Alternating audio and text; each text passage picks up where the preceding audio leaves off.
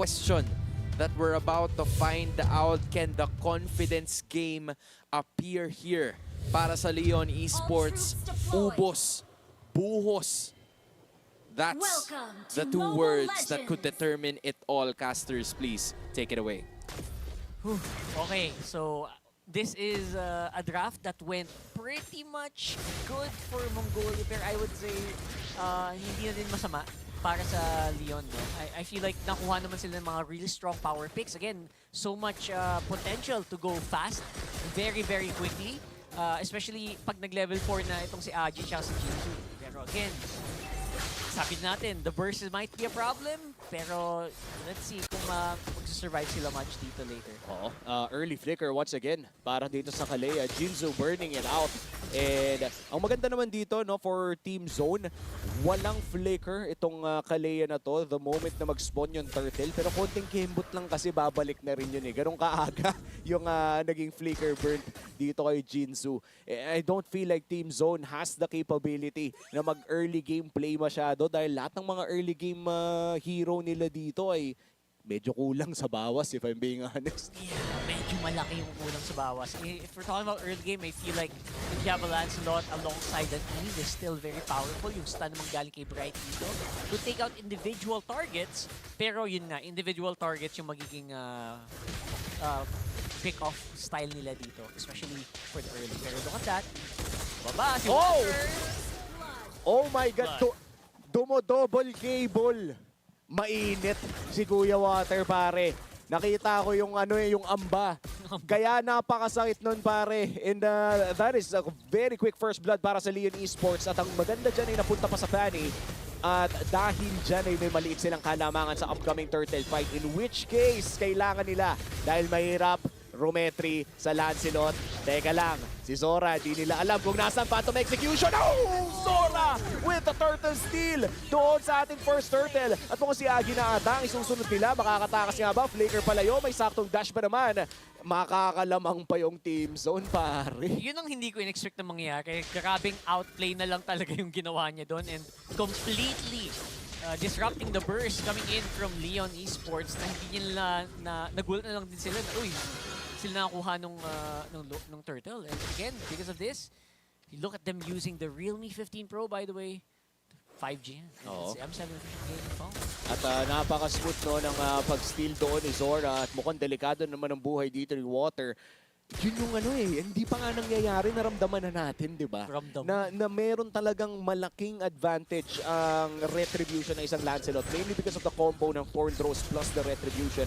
But here comes the Tsunami Slam on to Kenny. And the Cutthroat as well connects. At mukhang yung mga kaple ay sumasabit na. Water goes in for a 201 early lead. Ito na yung sinasabi ko, Mi. Pag hindi ka nag-draft na may konting sagot man lang sa Fanny, kadalasan, dahil ka napapano siya, kahit din sa Pilipinas, di ba? Like, pag hindi ka nag-draft ng isang Cho or ng isang ng Kalea or anyone with a disruption, like Anakai, ang hirap din talaga, mahirap din talagang harapan na sagutin yung hapde ng, lalo pag magaling mag-cables yung Fanny ng kalaban mo. Oo, and kita naman no, sa early game pa lang na performance dito ni Water na may malakas talagang Fanny player dito ang Leon Esports. But overall, lamang pa rin naman ang Team Zone.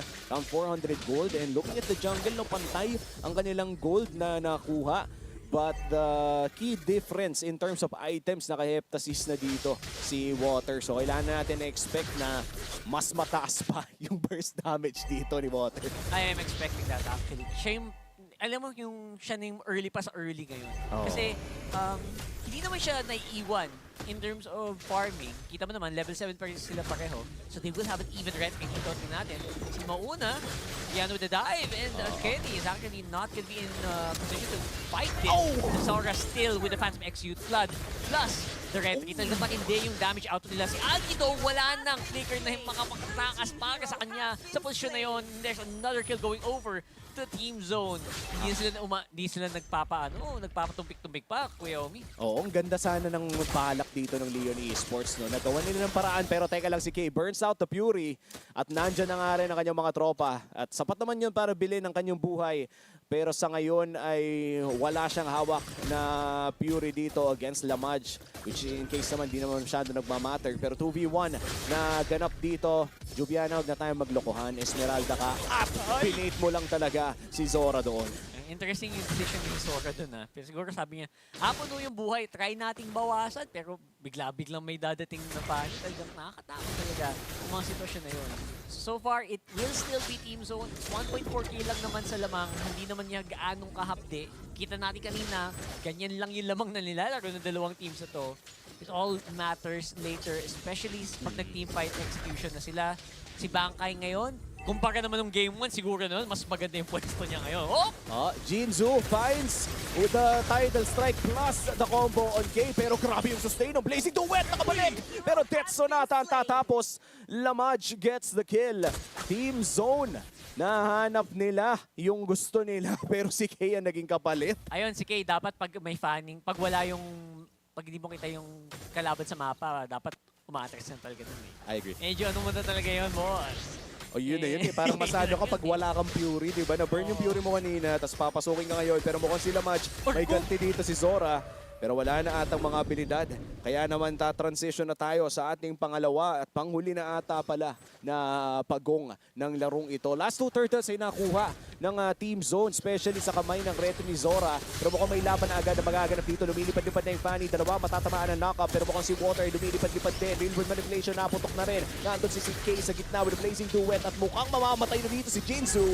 And that's gonna be the Kalea going down. Pero wala makapigil sa Fanny. Papasok na naman dito with one stun. Make that 3. Dadash lang si Bankai. Papasok na rin dito si Zora. Puncture in. Nahanap si Lamaj. Controls sa gitna. Mahanap yata si Jubiana. Nice stun! Mula dito sa Alucard. Ay, sa Arlog pala. At mukhang si Agi na ang susunod nila. Triple kill para kay Bankai.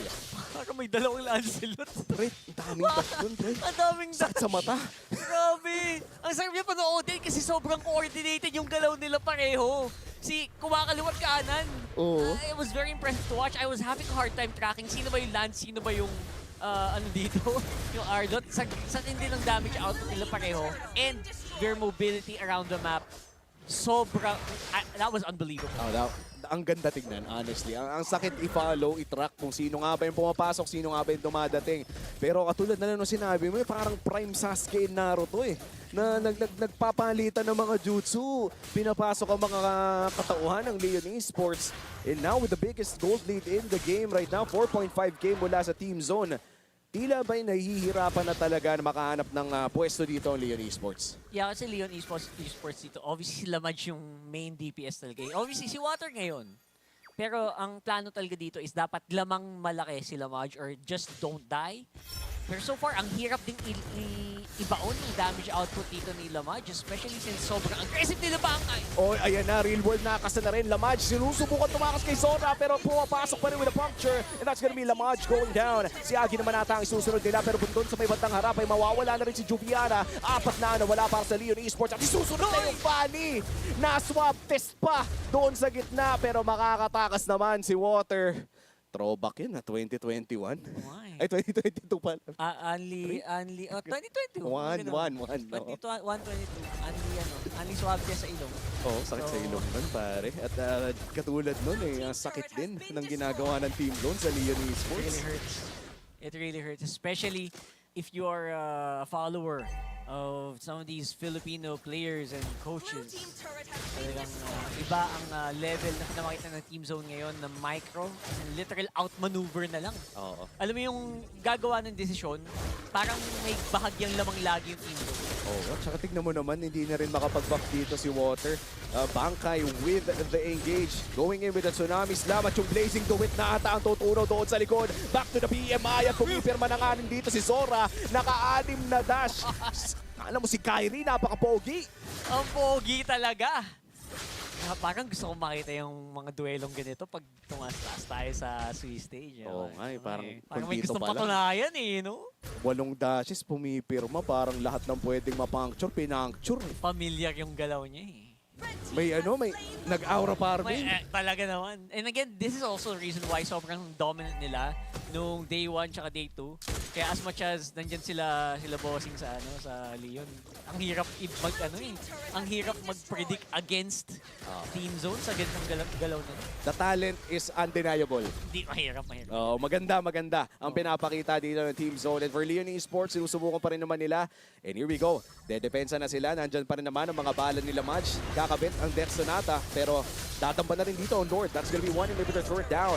Dito sa side ng Leon Esports. At hindi pa nila natutunaw. Pumipirma na rin dito si Sora. Pero mukhang matsusunamis lang doon sa may bandang likod. And that's gonna be Bangkay going down. Shut down. Para dito kay Lamaj. At mukhang matutunan na nga rin dito yung Lord. Papasok na rin yung Fanny. Pero mukhang siya rin ay babagsak. Si Agi ay wala na. At pati na rin ang kanilang mga tsansa. Dahil Team Zone ang makakalamang.